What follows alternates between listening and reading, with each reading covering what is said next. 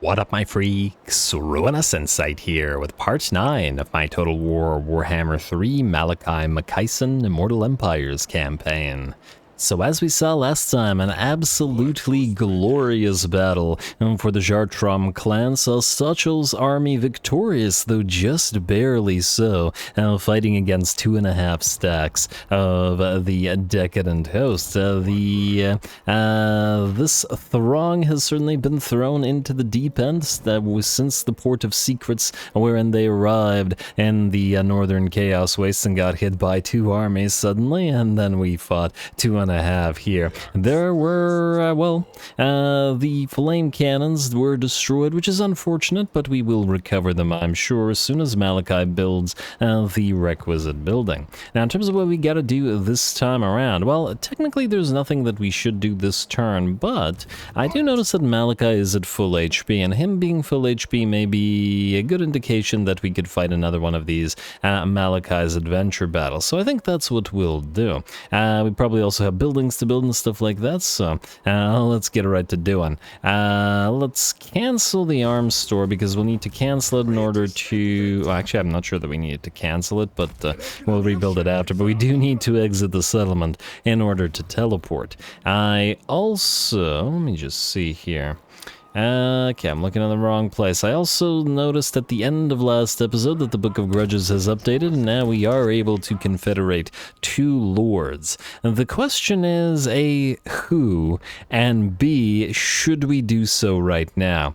Thorak would give us 6 territories, probably 2 provinces, 2 complete provinces, and that's decent. His settled grudges are actually quite low as well. Grumbrindle has died, or at the very least his faction has been destroyed, which means his grudges shouldn't arise any more than whatever number the grudges rise as soon as we confederate. Thorax will probably rise. I would, however, like to hear your guys' opinion on which one we get. I'm inclined to get Grumbrindle first because it's Grumbrindle, but it might be better to get Thorak first just because it gives us extra territory. Though on the other hand, it'll probably be a lot of extra territory to protect and we may not have the money. I'm not going to do that this turn though, because right now our public order is in absolute shambles, especially with a few newly conquered territories in Norska and, well, while we're not holding on to this, the Chaos Wastes, but we certainly don't want to cause rebellions just by virtue of the -4 control that we get from the Confed, but we'll probably do so within the next episode. So, yeah. In the meantime, let's upgrade Malakai's army or assign his points, and let's send them into battle. Honored by Grimnir, we have the buffs for the Slayer Pirates in here. I haven't actually gotten the upgrades for the Slayer Pirates in his army as yet. I'm not 100% sure, at least I wasn't 100% sure we'd keep them, but they are still fairly nice in this army, and it does feel wrong for Malakai to have no Slayers, doesn't it? I mean, I suppose at the end of the day, if I change... Oh, right, he's a Horde Lord, so we won't actually be able to reset him ever. Well, then we'll probably have to skip Inquiring Mind and the stuff here in order to get the buffs. I think for now, at the very least, we'll get Honored by Grimnir, because at the very least, it's an easy 10% physical resistance and a bunch of other buffs for him, and then we'll get him range as well. More likely than not, he's going to be in range combat most of the time. Next up, Felix, what do we have for you, sir? Woundmaker and Deadly Blade. Gotta go with Deadly Blade this time around, and Scarred Vet is probably something we want to get on you and Gotrek early, or at least the equivalents, and just because you both have heals now. Gotrek, let's get you Stubborn Defiance, a little bit of additional physical resistance. Ulrika, well, since you're the only one that can use magic, you might as well get some points in there. Still probably not going to keep her in this army. I just don't see the real need for it, as I don't see how most of the spells here work too well in conjunction, particularly with this army, but it'll work quite nicely with a few others. And at the end of the day, in my other campaign, well, in Elspeth's campaign, they are going to stay together, so they don't necessarily have to stay together here. You know, let's get her by our blood.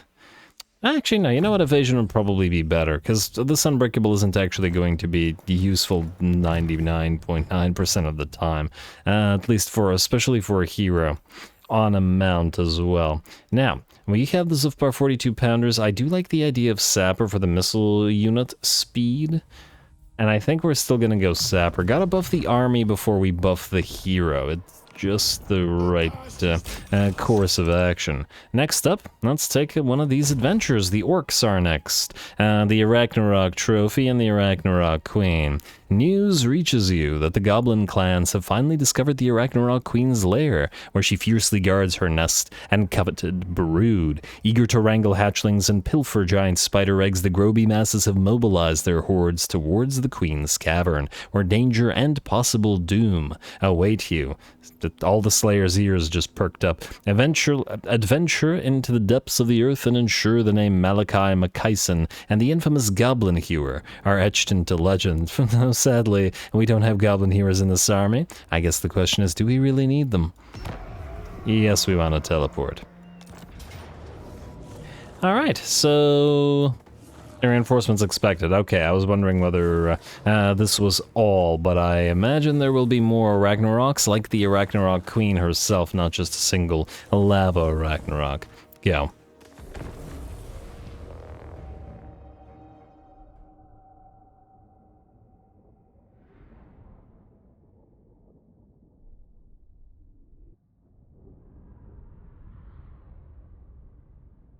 Somewhere around here is the eight-legged wazzock we're looking for.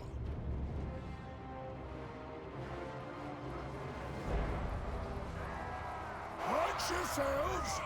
The brood mother is a monstrous beast for sure. When we put her down, the glory will be all ours. Stay sharp, lads. We're not alone. I smell the stench of goblins up ahead. No matter though, because our hewers will make short work of it. Steel yourselves, lads. Our quarry is close now. Put your faith in dwarven ingenuity, resilience, and my invention. You gotta love seeing that first volley from the cannons, the way that they all fire at the same time. Isn't it glorious? Anyway, here we go. No Arachnarok Queen in sight yet, so she'll be coming in as a reinforcement, I'm sure, though the Lava Arachnarok is apparently on the side. Now, the two enemy armies were deployed in separate portions of the map here, and I decided that we would deploy over on this side. This could have been interesting as well, as the enemy would have to go around this sort of cliffside, but I figured there's a lot of cavalry over on this side of the map, and it's better to destroy it. As threatening as an Arachnarok might be, I think our cannons will be able to work on him over time fairly decently, and I'm a little bit more worried about the giant pile of cavalry getting around our flanks and hitting our cannons. So there's that. Also, a very, very nice looking map. We got this underground cavern with all these fungi everywhere. Goblins feel right at home, I'm sure. And I mean, those are some damn big mushrooms. I mean, the Arachnaroks are tiny by comparison to these things. These things are huge. Yeah, nice. Wonder if they're edible. Anyway, here we go. Our Air Force has arrived overhead of the enemy army, and sadly for the enemy army, they don't have much in the way of anti-air defenses, especially that poor Goblin Great Shaman, which is just not having a great day against the copters and bombers. He should be either done or at the very least routing while we take care of the rest of his forces. Here come the Spider Riders, though they are going to start getting gunned down by our Slayers. It looks like they will nonetheless bravely charge forward, but get suddenly stopped by Gotrek and Felix. Some Spiderlings will be able to charge through, however, but I'm sure that the Slayers will be able to take care of them in melee. 48-45 melee attack and defense now. Not so bad on these guys. Alright, and I feel like I just saw a few of our own Slayers get blown up by our gyro bombers firing into them there. Gotta be careful about that, but oh well. Ooh, looks like one of the enemy fast movers did manage to get around us just barely, but it's a single unit of Force Goblin Spider Riders and the Slayer Pirates. Should be able to rip them apart before enough damage is dealt to the cannons. Speaking of the cannons, the Arachnarok Spider I should say, continues heading towards us, but the cannon fire will have it routing in short order, and it's going to turn right back. The enemy reinforcements are probably going to arrive on the field shortly, as both of these armies are already in horrible shape, and there we go. Right on time, right on cue, whatever. There's the Rutshod Throat Cruncher. Yes, I assume this is the Arachnarok Queen. It does say Brood Mother there, though there are gobos up on the Howdah there, so I guess this is a shaman or something? Or maybe, wait. There's no lord here, is there? It's just a bunch of units on the Howdah? I think there's no lord. This guy seems more in charge than the other goblins are, but anyway. Either way, it's probably not going to make much of a difference. Our air force has seen off the units on the leftmost flank. All the cavalry are booking it on out of there, and thus we will no longer need to defend it. Enemy units are running from the Slayers as well, with the guns firing upon them, and the Spirit of Grungni has arrived on field as well to harass the enemy goblin army as it moves towards us. There we go. Very nice. Now it's time for the cannons to probably switch to grape shot and fire upon those poor units. And oh, that damage coming in is absolutely ludicrous. I assume these things are gonna get nerfed because they're pretty ridiculous.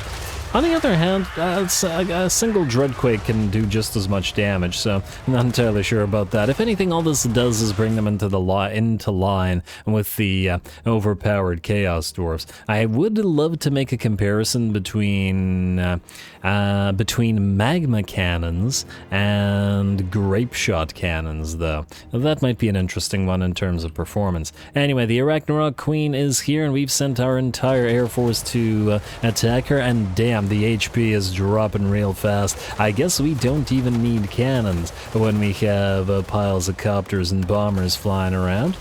Even the Spirit of Grungni doesn't need to interfere with us. Ulrika does, however, move in and lend a little bit of a helping hand with the Melkoth's mystifying miasma, slowing Grutshod Throat Cruncher down, or the Broodmother down, to a mere 25 movement. That has got to hurt, though not as much as all the bullets do. Down goes the Broodmother, and with that, the battle is ours. Alright, very nice. I feel like this would have been a lot more difficult if our army was relying on goblin hewers as artillery, rather than what we've got going on here. Maybe the game expected us to fight this battle a little bit earlier. Kind of hard to say. We are trying to do all of the adventures at the same time, after all. Still gotta activate that organ gun one, though. Gotta do that soon. Anyway.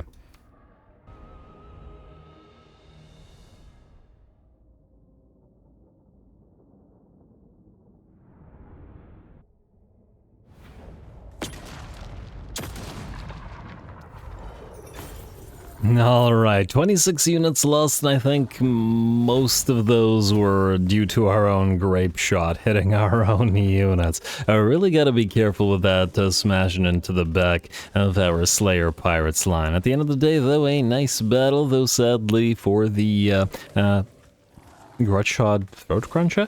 Sadly for the Arachnarok Queen, she didn't really get to do anything as she was obliterated from the air by our gyro bombers and copters. I suppose that one was an indication of the usefulness of Ulrika in this army. The fact that she can cast Melkoth's Mystifying Miasma, which in most armies wouldn't be particularly useful. Here we got to use it on that big old spider in combination with the suppression from the gyrocopter fire, lowering its damage pretty significantly. And I guess on top of that, Ulrika does do range damage, unlike Godric and Felix.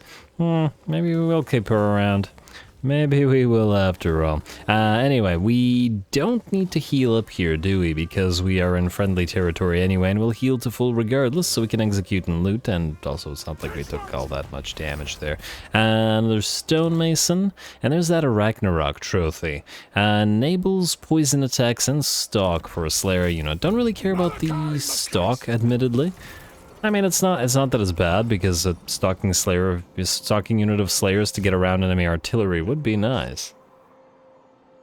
But poison on the front line could be very nice as well, so you're gonna have to think about that. You're gonna take the Arachnarok trophy, of course, because you get the you get all the Slayers and thus the buffs.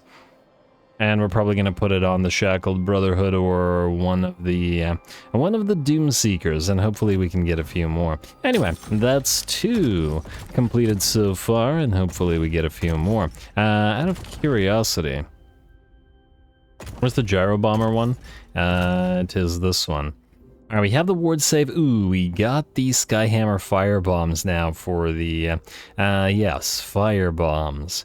Now that they have firebombs, we could put gyrocopters in the fire army as well, should we want to. On the other hand, I don't want to make it too similar to our army here. Gotta think about that. Fight undead armies, Leopold Grigorovich, and yeah, these are probably too far from us. We'll have to figure out a way to travel to them because the other stuff is unlikely. So unless we come down here with Malakai, it's not gonna happen. So this is another thing that's got me thinking about getting Grumbrindle first and then Thoric later. The thing is, if we summon Grumbrindle, he'll get summoned wherever we want. So we could summon him right here and get him attacking all of this stuff, while Malakai still has to deal with all of his adventure stuff. I mean, I suppose we could send another army down there, but that also could be Grumbrindle. Either way, it feels like we want to complete those adventures, and in fact, not only want to, but have to, because we have to do them for our victory objectives. Whereas Thoric doesn't really do too much for us down here, at least, wait, that's Caracate Peaks. Down here, at least not yet. And we can always confederate him after. Basically what I'm saying is I'm inclined towards Grumbrindle. Plus, I think Grumbrindle's army would be a little bit more interesting than Thoric's might be. Thoric's army is just bolt throwers and quarrelers. It's been done. Whereas Grumbrindle's, he's got buffs for war machines and for iron drakes. But we can do iron drakes with trollhammer torpedoes and organ guns with him. Sort of a heavy ordnance type army, which might be fun. I'm kind of convincing myself towards Grumbrindle here, but anyway, what else do we need to do this turn? Oh, right, we need to re-up the building that we were building, if only I can remember which one it was. Not the Gyro Bomber building, but this building. The arms store for, well, iron drakes. Good. Next up, buildings. If there are buildings that are too far for the Architect army to travel, like, for example, we could build a thing at the Bay of Blades. Ugh, 3k. It's expensive. By the time that army gets here, it'll probably... Yeah, fine, you know, we'll do Sarl encampment. On the other hand, if we complete the Bay of Blades upgrade by the time we get here, we'd probably immediately be able to build the port, which wouldn't be too bad either. Nah, maybe Bay of Blades is the way to go. I don't know if it'll take 5 turns, but it'll take a few turns to go here and then to jump down to the Tower of Crack and then back around to the Bay of Blades. Okay, let me just try this. Wait. It'll take 1, 2, 3 turns to get here. 4 to jump down. Move here and then back. Yeah, fine. Bay of Blades it is. And then I guess we'll upgrade you. A little bit more expensive than we'd like, but the rest of the stuff we can upgrade with the Architects. Now, anything that's too far, like the Monolith of Bjorka Bloody Hand, we can upgrade you right now, not the Grand Rogue, it's just not worth it. Help It we don't care about. And Tower of Torment, we are going to trade to our Ursonite friends, so that's that. Alright, next up we go Diplo. Or do we? Nordland wants a military alliance, Goramadni tribe wants peace, but we're actually going to take their territory, so no. Let us instead end the turn. Alright. Well, let's see. We still have to knock out Archie so he stops threatening Boris as well. He's really making us work for it in this particular campaign as opposed to the Elspeth campaign where he's doing just fine. Alright, oh, they're gonna destroy themselves. Oh, I guess they have to destroy themselves, don't they? That's fine. Free grudges, I guess, though it looks like they won't be able to reach the next level by the time we get there. Oh, well. Somebody did say in the comments that there was a mod that sort of fixes that situation right now, but I'm a little bit wary of getting any mod that might break a campaign, especially mods that I'm not aware of and new ones that might not get updated or their updates might get screwy. Something. Kinda risky is what I'm getting at. Archie. Are you gonna go to the Monolith of Festerlung or are you gonna go to the Monolith of Bubonicus? Looks like he's going to Bubonicus right now, but he's closer to Festerlung. If we go here though, he might get frightened away. You know what? We probably want to take Stormfrag Mount before Boris does. I think we'll go into March stance right here, regardless of the attrition. And why do we even suffer attrition here? Huh. This counts as Chaos Wastes, I guess, even though it's frozen climate rather than the literal chaotic wasteland. Huh, interesting. Well, not much we can do about that. Stay here, we'll see what happens. Worldwalker is destroyed, Aurora Cromson is ready to go. Others search for the Nemesis Crown, but good for them. Sonori, you are gonna head down to the Altar of the Crimson Harvest and deal with Felman Ingerson and the scaling in general, and maybe pick up a few islands on the way while you're there. Got a little bit of a ways to travel, and then we may send you back up north to deal with the Varg afterwards. Now, are we going to get rebellions here?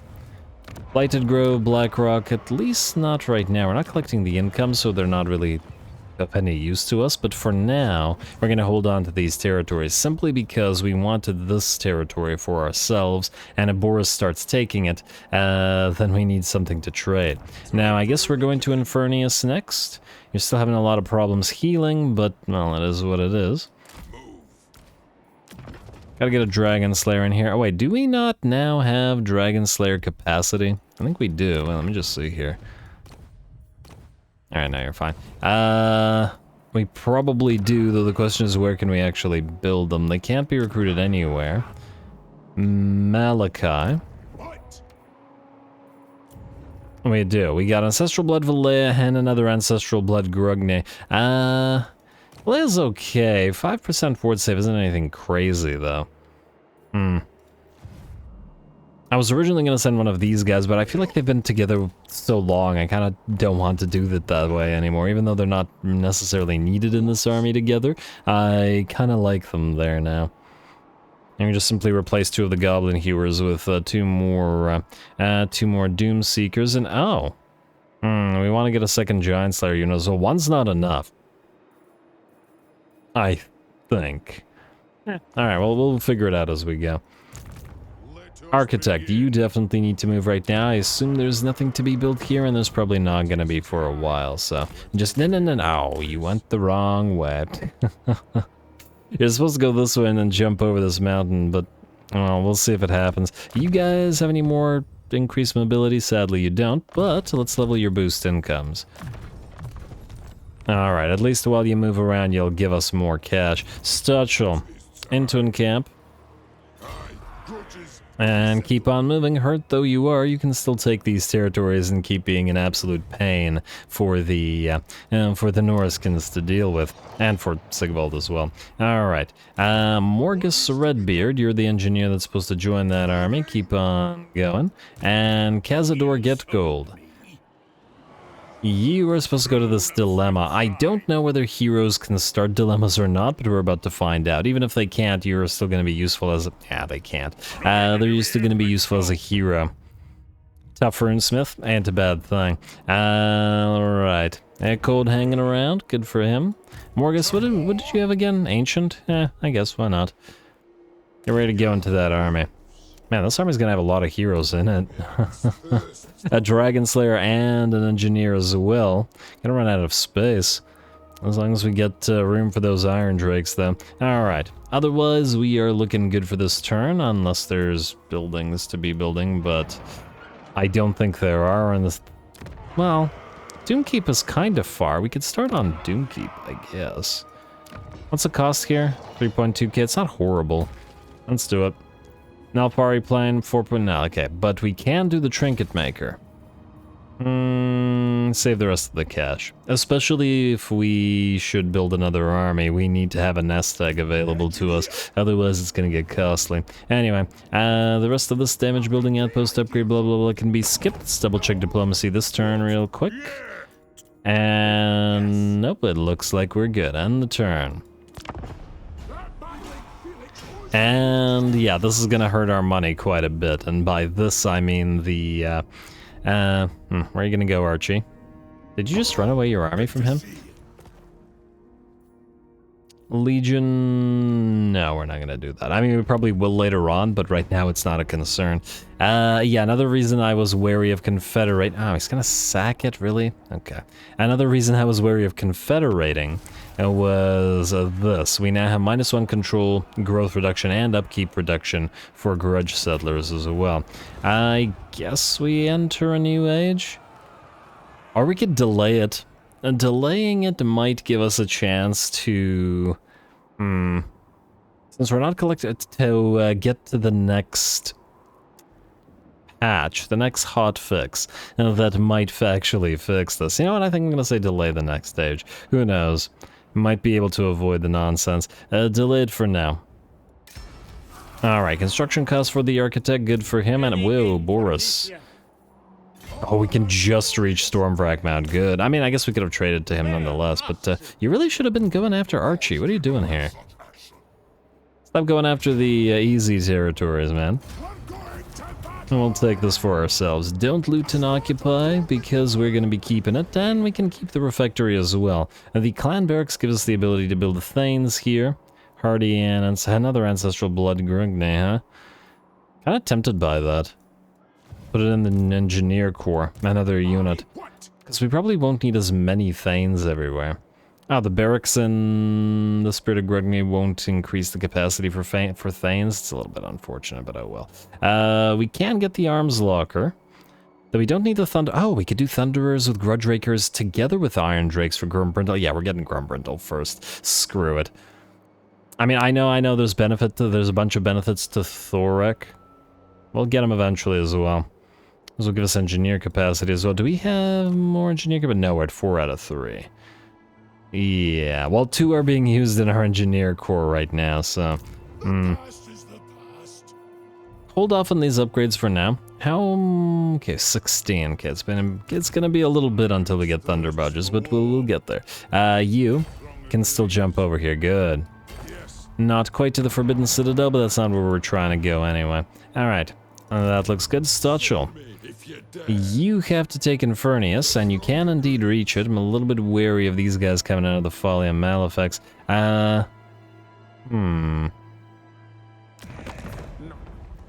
These guys are willing to peace out now, eh? I'm almost tempted to peace out with them. They have... Okay, these guys have a lot of territory. Stochel can't really recover right now easily. He's only at war with us, Sigvald, I mean. And he has 5 territories. Could raise this one. I really would like to transfer it to Boris, but...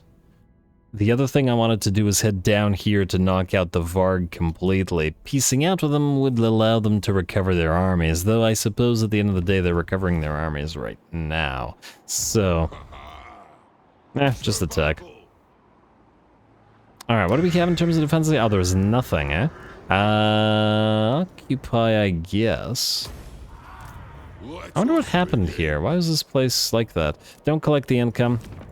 What about Blood Mountain? It's the same way. Alright, I guess we'll head down to Blood Mountain and around like this. And hopefully before these guys take back the Twisted Towers. Not that we care about any of these territories. Though to be fair, the Eternal Lagoon would be one territory we might care about, because it has 3 trade goods. Out of all the ones that are available there. It's the most likely, let's say. Snorri. Huh. I guess our income rose together with the cost of the grudge settlers. Yeah. Unfortunate that they become more expensive, but oh well. How close are we to raiding here? Too far, maybe? Or maybe not. Let's find out. Is this 50? No, it doesn't look like we can do that. Alright, fine. And just go... You know what? Go down here then. Like so, close as you can. Let's hope that Felman Ingerson lands and lets us slay those Norscan ice trolls. Sounds fun to me. Alright, and the rest of that looks good, unless, wait, Morgus Redbeard. You still have to reach Stachel, and you can keep an eye on anything coming out of the Folly of Malefics while you're at it. Cazador. You, I guess, are going to join Grimbrindle's army. So you're going to move this way before we summon him. And, if we confederate, we'd be -5 control for all provinces. It's iffy. It's really iffy, especially since we're already losing control in a lot of places. We might have to wait until we build a few more refectories everywhere. It's a bit of a shame, but... its authority will... Oh, that'll give us another Thane as well. Wait, where did I want to get a Thane?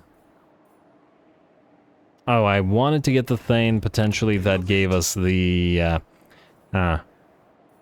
we delete you. Can the Spirit of Grungni build Thanes or no? No, it cannot. Alright, just keep that building there for now. The Constructor Thane. I mean, I guess we'll probably have to get a Thane for Grimbrindle's army, so yeah, we will obviously have to, because he needs the same trait as the other army has. You're not a Thane. Wait. Actually, did we ever get that trait on you? You've been leveling. Oh, we were saving the points, yes, Ironbeard. It will apply to Iron Breakers and till the various Iron Drakes as well. Ammunition increase and fire resistant or flammable attacks for the Thane itself, but ammunition increase is quite nice. In fact, any army that has a bunch of Iron Breakers would probably want 2 Thanes because we'd want more out of this. But anyway, Ironbeard for you. Might as well keep leveling it while we're here. Or wait, or should we? Rank 12 allows us to get through to Revered Thane. 1, 2, 3, 4, 5. Okay, so we just start saving the points now. Perfect. Might as well level Stachel and stuff as well. We have Fire and Fury and Axe Lord, Dowie Firepower, honored by Grimnir. Maybe it depends on if we get Iron Breakers in this particular army. I'm not entirely sure yet on that one. Also interesting to see that the miners with blasting charges are here together with the Longbeards. Explosions are nice as well. You know what, let's get Ears of the Council, or Ear of the Council, because we will probably be using... global recruitment. It's going to be costly, which is what's making me hesitate, but it's okay. Alright, and Runesmith. Lastly, you have Rune of Wrath and Ruin more or less maxed out. We still want to get to Strike the Runes, so let's get you two maxed, and there we go. All runes available. Okay, not the Rune of Oath and Steel, which we definitely need, but nearly all available. Could replace this Dwarf Warrior with a full HP one, but I think we're okay. Damn, we heal slow. I like to mill through those units of Dragon Slayers to get a better one to send up here, but I think we're okay for now. Alright, building buildings. Only the ones that are too far for you to reach, but also don't cost so much that we're not willing to pay. Oh, there's a Troll Fjord right here, which can also get Thanes, but I think we'll delete it and replace it with defenses. Because we need to put defenses up on the edges of Norska, essentially. Nalfari Plain. How close? Ah, you're not that far. We can reach you and reduce the costs. Yeah, that's fine. Monolith is fine. Black Blood Pass is fine. Tower of Torment will be traded. Infernius we just don't care about. And just gotta double check that these aren't rebelling. Twisted Towers probably will. Honestly, it's probably gonna be too big of an investment to deal with these territories, even with all the trade goods they offer. So it would still probably be better to give him to Boris. I just want to double check that we don't have to trade him this stuff. Anyway, skip the rest of this and turn. Well, let's see what Boris and Archie do. We're gonna have to chase after Archie, aren't we? I was hoping to send Malakai down to deal with the rats that we're at war with at the same time as taking the Gormadni tribe stuff. Well, Archie is looking to go closer to Boris. Oh, damn. Well, this was always bound to happen. I was not expecting it to happen now, though. Okay. This is something of a problem. Damn you, Sir the Heck. You and your damn chariots. Okay, don't call your allies to help. Where will he go is the question. Alright, Malakai. You're going to suffer attrition again. You're going to go into ambush, and you're going to go right here. We're going to start moving towards Archie. He might run, he might not, we shall see. But we should knock him out. There's the Thane capacity and the control. Treasury, good. I guess we could build the Grungni Thane, or we could build the Hardy Thane in preparation for... yeah, fine, let's get the Hardy Thane. In preparation for Grimbrindle's army, which is coming soon. Where did I put that other... yeah, you're right here. Cazador, get gold, go here. Alright, so we need to deal with these guys. Where did they go? You. They were at Varg camp, right? And I don't see Surtha Ek. I see a Wulfric Wallbreaker. I thought that was Wulfric the Wanderer, and I was like, oh, he's back already. We're not at war with the scaling. But you've gone all the way here.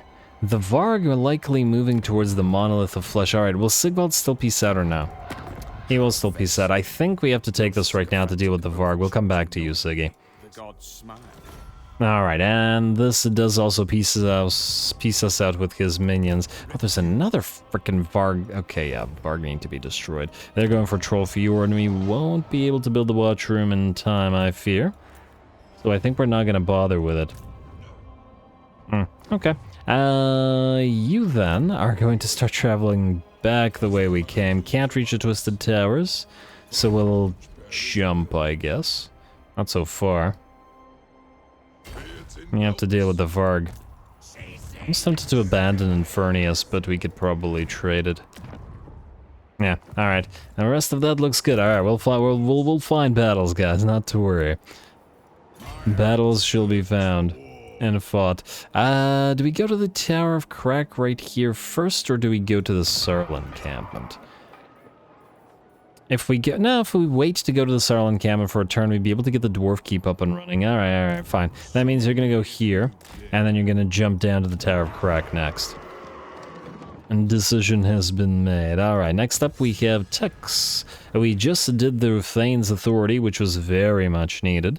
Venerate the Ancestors and Empower the Guilds gives us additional 15 growth. Yes, please, 15 growth. Hero capacity for Dragon Slayers? Yeah, that's also useful. Hero capacity for Engineers? Yes, useful. Always love the hero capacities. And we do want to get towards Grungni's blessing for that income increase. Construction cost reduction for all buildings, nice. Population surplus 2 for newly captured settlements. Nice. Huh. Nurgle has this also. Alright, there's some good stuff in here. And yeah, I know, we're going all econ, but I generally go all econ. Do we ignore this? With the potential that the Great Orthodoxy takes all this stuff? And just to deal with the Varg? Somebody has to deal with the Varg. I think we do. We'll come back down here. Watch them declare war on us the instant we move away. I wouldn't be surprised, but I would be kind of impressed, so. All good. Alrighty, and the rest of that looks good to me. Skip, and we don't have any new adventures popping up, do we? How do we get this? Fight Malevolent Treeman Army and fight battles against the Wood Elves, complete the Dilemma Manling priorities. We could try to send a Lord down here to bypass this. It just has to be one Lord, right? Sail out of the Bay of Blades and grab it real quick. It's just a dilemma, it's not a fight. Alright, you know what? Rorik Cromson. I'm gonna have you do this for us. Wealthy, what do you do? Words save 5% for hammer. Ooh. A hammerer army, eh? You like hammerers, King Lun Ironhammer. Wait, King Lun Ironhammer. Huh. Interesting. Okay, but anyway, Ancient. And we'll see about that. We'll see if that works out. And I guess we're good again. Archie, please stay there so Malakai can fight you. I hope that ambush was the right move. I feel like he's not gonna move. Oh, actually, he did move, and he defeated Boris Ursus's main stack. Alright. We're gonna have to go north and take the plains of Zambajin. Or else he's not gonna leave poor Boris alone. And He's going to move closer. Beautiful. Malakai, you got some fun with the Ever-Chosen up ahead. Your ambush was foiled, but that hardly matters. Alright. Let's level and let's get into the fight. What do we have here? Get your piercing shots, I guess. And next, we can, frankly... You've got most of the stuff that you really need. Make you hit harder. You're still feeling a little bit fragile. I wish we could give him some mass or some charge resistance or something like that, so that he's not always flying around like a doofus. A wound maker for you, sir. We're still not fighting the greenskins, so the ancestral grudge is it's still okay, but Pit of Shades. And Elden Stronghold. What do you get? Sapper's maxed out now. Relentless could give you personal speed, but I don't see the need. Rune of Grimnir, and then we have the choice. Deadeye versus Cinderblast Shell, and we gotta go with Deadeye. I do like the Grudge Raker version, just because you can be in melee and it kind of fits with this army, but Ballistics Calibration, the reload skill for all of our artillery, is just too good to pass up, so that's what we're gonna take. Ballistics Calibration. Alright. Archie, I assume you can't run far enough away to escape us here? And we even have take the Ever-Chosen's crown, eh? We have an actual quest for this? And it's just a Dawnstone. Okay, I thought we'd get some actual great reward. Oh, wow. And you're damaged as well. Oh, poor Archie. The Air Force is gonna obliterate you. I feel bad. Okay, if I can actually click you. Quest is in the way. The Air Force is gonna obliterate him. We're still gonna fight it because it's Archeon, but I don't see him standing much of a chance.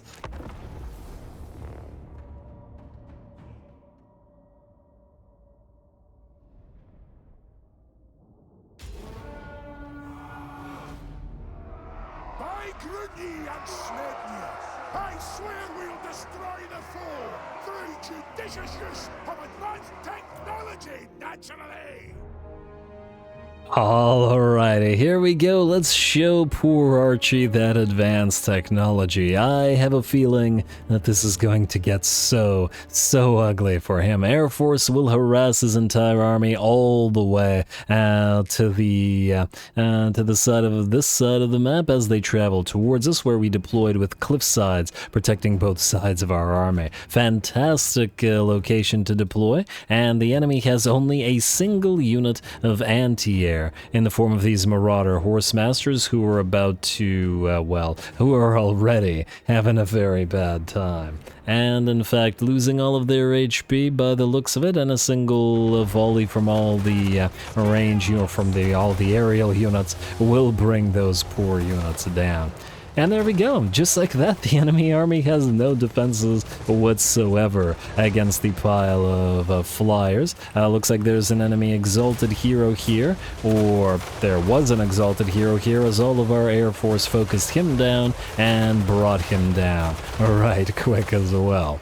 That is just a herald of things to come. Who's the herald of the apocalypse now? Anyway, let's see. We've got other heroes on the field. Down goes another exalted hero, and Prince Ograx, I believe you're next on the menu.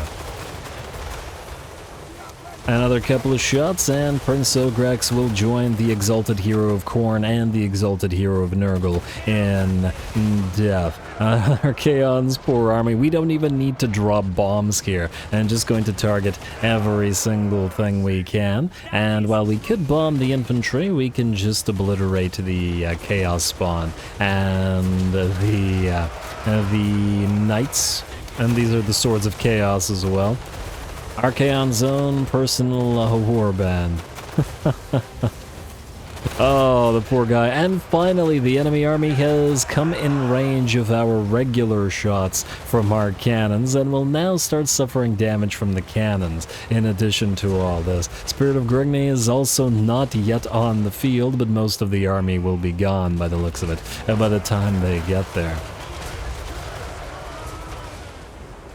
This is very strongly reminding me of the shenanigans that Tic-Tac-Toe got up to in my Kroggar campaign with his all-aerial army. Although admittedly Tic-Tac-Toe at least faced off against enemy armies that had a pile of range to try to counter him.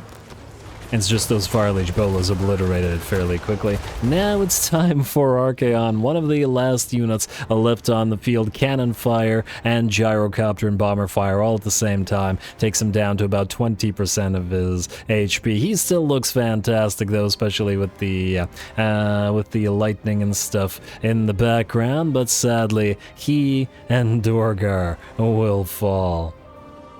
And I had to do that slow motion because he dropped so quick in like 5 seconds, so... And the Spirit of Grungni fires the harpoon into his corpse right after he dies, as it didn't have the time to get onto the field, and oh my lord, those poor chosen that followed him into this. This is horrifying. This is absolutely horrifying. Man. Have you ever felt bad for the Warriors of Chaos before? Ouch. Well, there we go. Archeon's army is dead, and I think he is a threat no more to Boris. We'll still have to work on getting his final settlements gone, and I guess his minion factions gone, but damn.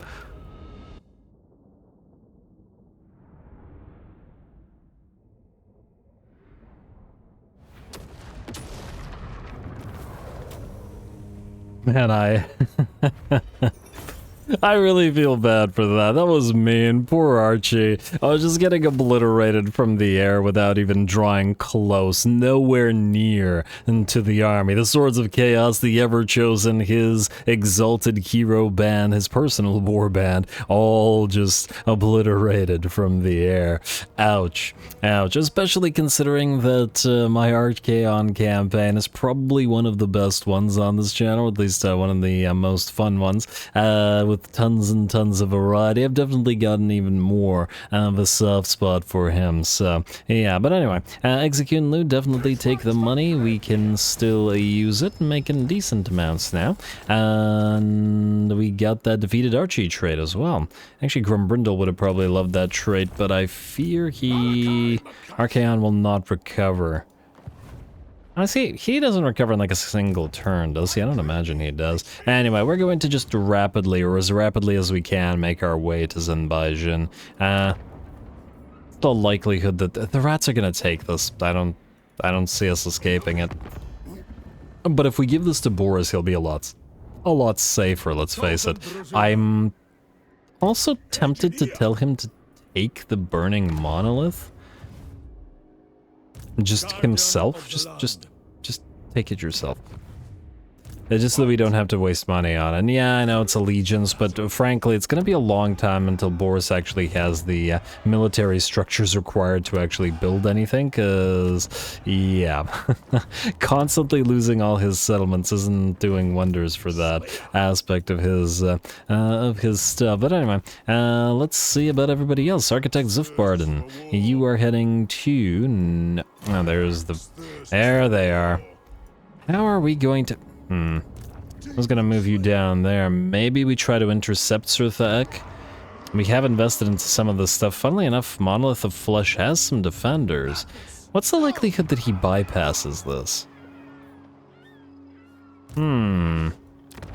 Get a temporary lord in here. They're only at level 1. Ancestral Blood Grungni. He would give us the ability to use a couple of runes and buff up the army, though you wouldn't be able to fight with Surthaek one-on-one whatsoever, and you certainly wouldn't be able to hold the line. We could get a lord instead. I mean, I was tempted by King Lun Ironhammer. Maybe we should get him on the field so that later on we can have somebody to lead hammerers.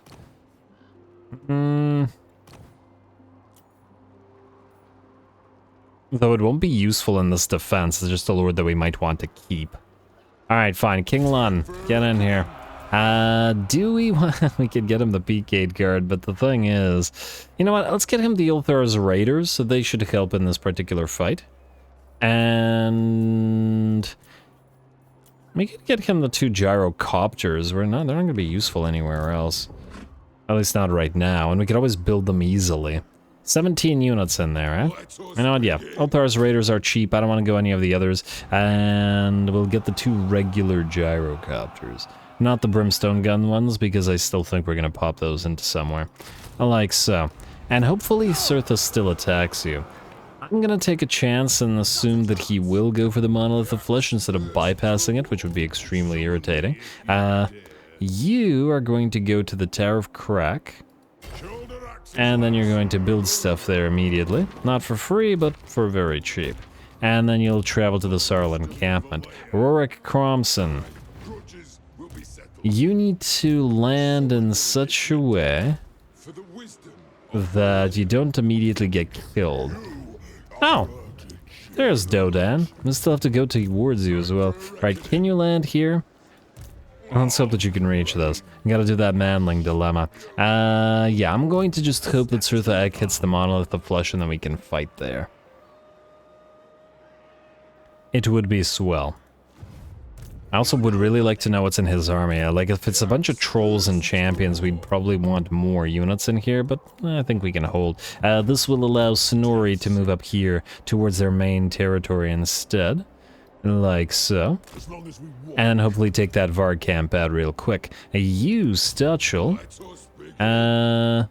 You're not healing.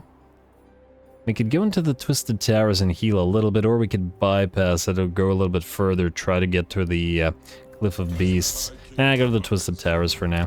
We'll prevent it from rebelling as well. Not that we really care about that, mind you. Just to get a teensy bit of healing. Alright, setting that up nicely. And next, what do we have here? Morgus, you have to, I guess, land now. Just land here. We can hopefully catch up to Stachel while he encamps right outside the Cliff of Beasts. Cazador, get gold. You are heading to Grumbrindle, who will probably be summoned right beside Malakai, meaning you're going over here. And then Braun Norgrimling. Try not to get assassinated. Keep an eye on the Skaven, in fact. Go here. I want to see if their armies are coming for Stormfrag Mount. It would be nice. It would be nice to be able to see, not for their armies to come here. And oh, damn. 818. Ugh, summoning all those extra lords, not doing us any favors. Monolith of Flesh. We do want to upgrade you, but now with the enemies nearby, I think we have to wait on that one. Can't risk losing investments. Nalfari Plain. We can upgrade you next turn, well, not next turn, but soon. Troll Fjord, you're kind of in the same situation. Only 13 units there, though.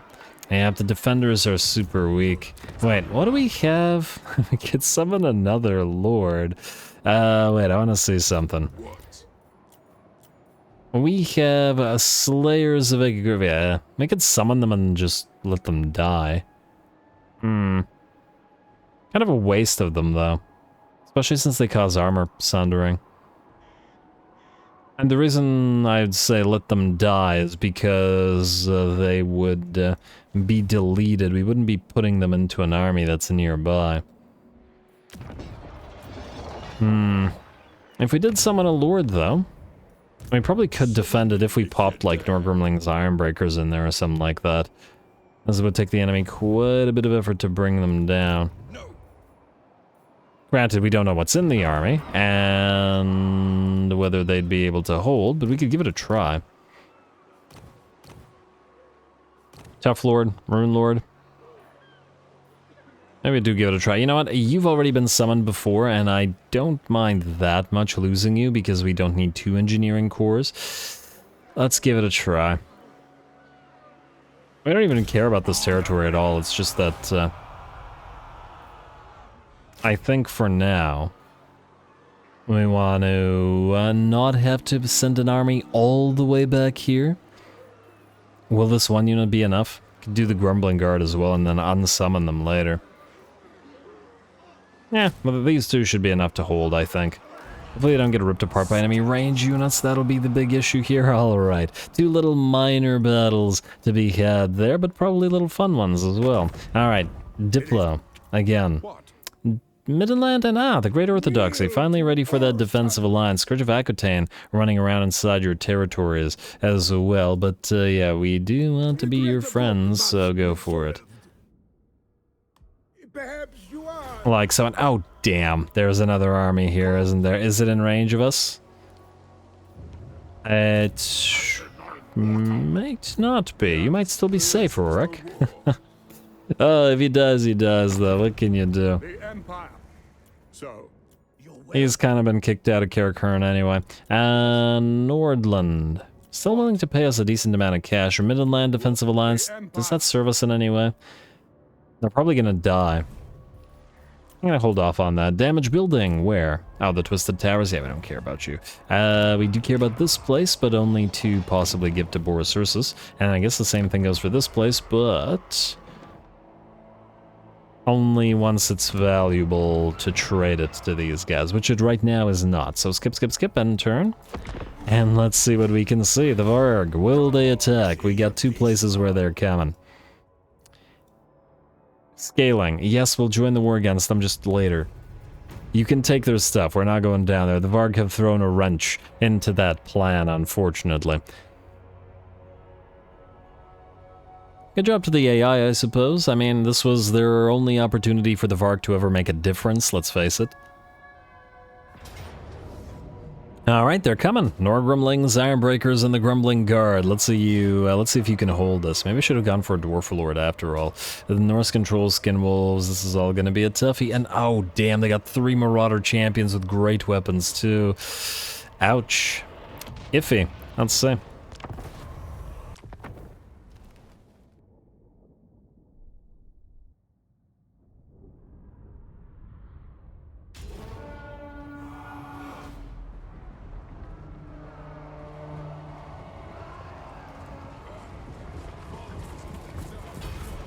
Alrighty, no speech, or if the speech was there, it was too quiet for me to hear. But anyway, here we go. Unfortunately, it's looking more and more like this is going to be the last stand of Mr. Cazador Gundrickson, who we, I guess, summoned specifically for this, but nonetheless, the fact that the enemy has 3 units of Marauder champions with great weapons, very much unexpected. If it had all been Berserkers, that would have been fine. If it had all been Marauders and other things, it would have been fine, but the Marauder champions with great weapons, 61 armor-piercing weapon strength on them. They hit twice as hard, or at least nearly twice as hard as the Grumbling Guards Longbeards do.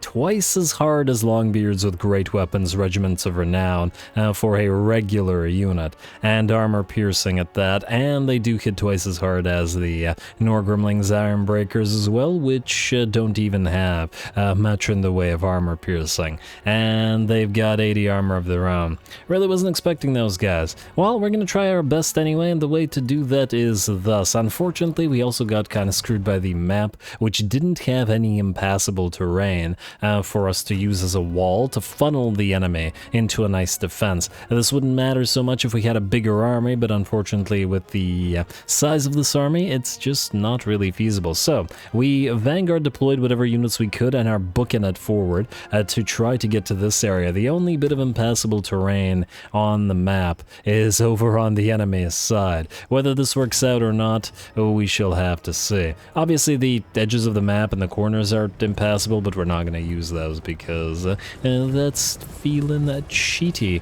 Anyway, Norgrumlings Ironbreakers are looking pretty cool here. Not for long, mind you, but we'll get them back when they're ready. Trying to get to this burning pile of... For a second I thought it was pallets, but they do kind of look like burning piles of pallets from this angle, don't they? Anyway, blasting charge is going to hit the enemy. Is going to try to do as much damage to those Marauder champions as possible, though I fear it's just not going to be enough, especially due to their heavy armor. And I do wish more of the units were together, but because the Norgrimling's Ironbreakers are going to get charged and will probably get locked in melee for the entire battle, we might as well use as many of their blasting charges as possible. Actually, fairly smart of the AI to send this fast-moving Skinwolves in before they could throw another volley as well. Out here, the Grumbling Guard and the rest of our units are moving in. Looks like the Grumbling Guard get hit in the back by Halfdeer, the enemy Weirkin, and more Marauder champions move in and start ripping into those poor dwarfen Longbeards. Really didn't expect the Marauder champions to hit twice as hard as Longbeards with great weapons, though. Considering they're both Longbeard units. Anyway, we were saving our other unit with blasting charges until the enemy did blob up as nicely as we could expect them to, and we're going to target some of these Marauder Berserkers as well as whatever other units are nearby. Still going to do a bit of damage, but it's probably not going to be enough. Otherwise, Norgrimling's Ironbreakers are down by about 30% of their HP, maybe 35, and the Grumbling Guard over on this side absolutely getting ripped apart, even with the bonus armor by the Marauder champions, and doing little to no damage to them. One last volley from the blasting charges on the miners we saved, and the miners can now head into melee combat. In the meantime, we've had our Quarrelers firing away to try to get rid of the enemy Marauder Hunters with javelins, and they're now trying to just fire into the blob of enemies here. But while I'm sure they will do damage, probably the most damage of our army, it's looking less and less like it's gonna be enough. Smart of the Varg to actually get the Marauder champions on the field. Good job to them. Granted, it won't matter, and even if should we lose, or when we lose this particular settlement, we'll simply get it back, and we'll destroy the Varg in the meantime. What I should have done is I probably should have moved our Slayer army directly towards the Varg and just ignored the scaling. It's just that the scaling territories were being taken over by the Orthodoxy, and I figured we want to rush over to them to take them before they do. Anyway, the bounce power is about 20% in our favor, and to this point, the enemy lord at least has suffered some damage, and our Quarrelers continue to dish it out, but by the looks of it, the Norgrimling's Ironbreakers are now broken. And with the Ironbreakers broken, we certainly can't expect miners and Longbeards to stick around, or Dwarf Warriors or Quarrelers as well. So a few more shots into these guys, and the battle will be done.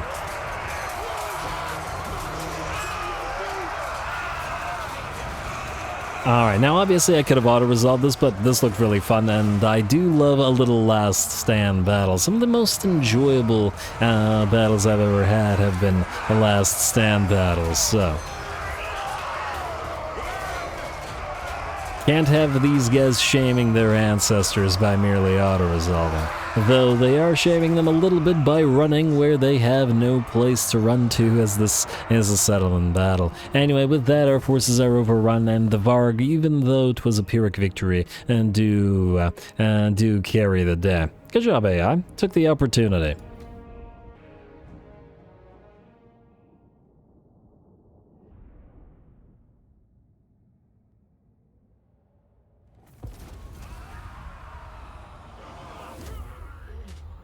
Alright, a nice little stand, a last stand for Cazador and Gundrickson there. The Grumbling Guard and the Norgrimling's Ironbreakers will of course return. If I had known that the enemy army had those Marauder champions with great weapons with all that armor piercing on them, I would have summoned more units here, more regiments of renown for this defense, but alas, since we didn't know, there was no defending that. And now, just how we could have won that, I would probably think we would have to cheese it in order to win it, and the way to cheese it would have been to deploy beside the edge of the map. It would have been not even a corner camp cheese, most likely, but an edge of the map cheese, like probably similar to the location where we fought, but go all the way to the edge, and then the corner, force the enemy around, and essentially to blob up where every single unit would have to go through the Norgrimling manlings, ironbreakers,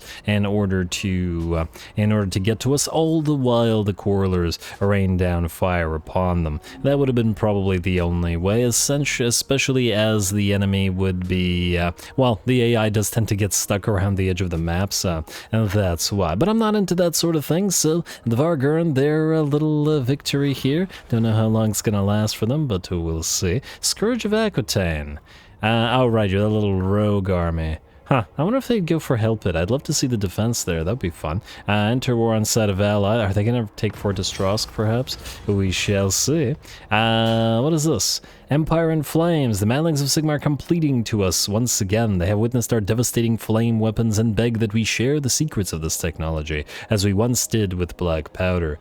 Give them fire. Umgear are not the real enemy. If we share our advances with allies, then this will be the benefit of all. Honestly, 10 relationship with Nuln is just nothing. It's nothing whatsoever. I'm inclined to say the 1,000 gold is more valuable than that, so that's what we're gonna do. It should be like 50 relationship. Really, 10 relationship for giving them secrets of flame weapons? I don't know, game. I don't think so. Monolith of Flesh got besieged. Oh, these guys are gonna come at us again. Hopefully they also don't have piles upon piles of marauders with great weapons, but I guess we won't find out until next turn, and probably not until most of their faction is destroyed. It's alright. You're gonna go... Oh. I should have used tunneling stance. I thought that we could cross the river here. Have to get to Cliff of Beasts. Alright, we're gonna suffer a turn of attrition. I don't see a choice. And Morgus, you are going to join the army and replace, I guess, another one of the dwarf warriors, which we just built, but that's alright. Sonori, you're gonna real quick go to Varg Camp. Okay, I guess you're gonna go real quick there next turn. For now, you can raid. This barely moves you. Let's go down here. They know we're coming. I guess the question is, where will you go? To the Monolith of Bjorkil Bloody Hand, but they're probably not going to be able to take that. Even with the Marauders with great weapons, that's unlikely. You can go to the Bay of Blades and build stuff there. For relatively cheap once again. Do we need defenses here? I guess the question is, will Festus come for the place? I think for now we'll go for the defenses just in case. You can do the Manling Dilemma. Oh no, you can't do the Manling Dilemma. Wait, can you do it in March stance is the question. Let's find out. Yes, you can. Alright. Manling priorities. Determined not to let your manling friends down. Your investigations into the marauding trees lead you to the Empire nobles, whose rural lands were ravaged by the recent tree man attacks. Unfortunately, Imperial country folk are far more xenophobic than their slightly more sophisticated city counterparts. The nobles are being extremely uncooperative and downright rude toward the dwarf envoys you sent to peacefully investigate.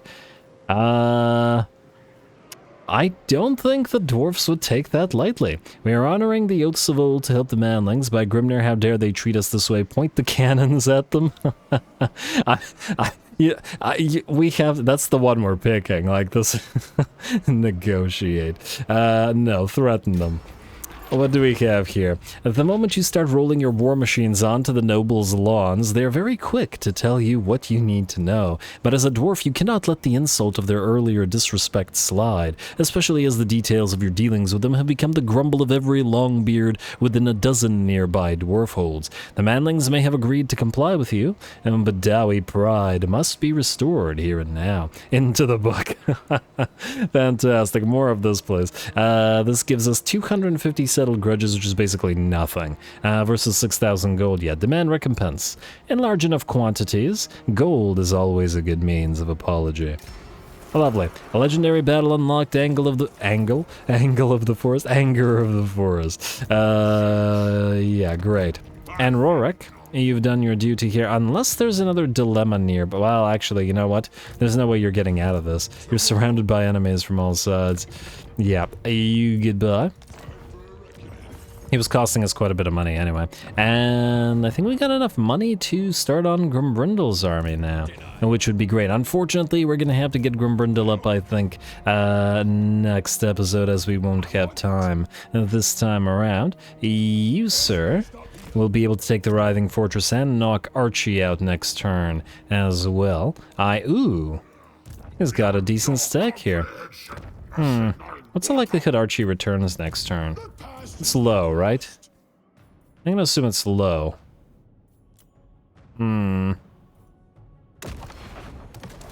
Oh, we can no longer confederate Thork. Oh, wow, I guess I missed my chance.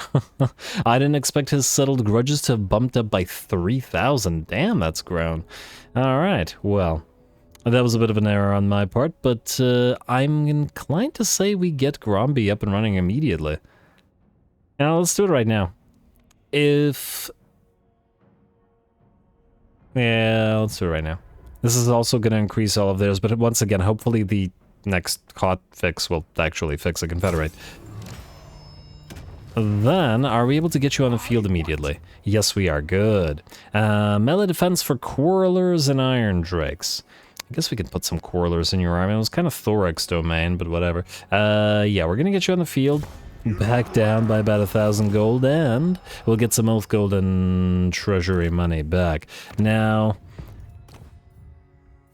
did the Eager Kin recruitment cost all armies faction-wide, recruitment rank all armies faction-wide, campaign movement range all armies faction-wide? He's got some real good faction-wide stuff, doesn't he? Casualty or punishment rate all characters faction-wide. Huh. Characters. Does this count armies? Would this count the army? I'm not sure. Or would it only count the specific unit? I suppose it doesn't really matter. What does matter is that we have Gromby on the field now, and he does have buffs for Iron Drakes and War Machines. Plenty, plus White Dwarf gives buffs to Quarrelers, which is fine, but it also gives buff to Iron Drakes, meaning we can double up on those buffs if we go heavily into the whole Iron Drake thing. Mostly Trollhammer torpedoes, but perhaps led by the Scolder Guard. Maybe a couple of the flamethrower ones as well, even if not a fire army. Anyway, I think this is all fine. Frankly, the recruitment costs kind of meh as far as points are spent. Let's hope that Archeon revives next turn and give him the give Gromby the buff for it, while Gromby can head southward. Oh, can we recruit immediately? You can recruit from the Spirit of Grungni. Yes. What you can't do, because I didn't build them...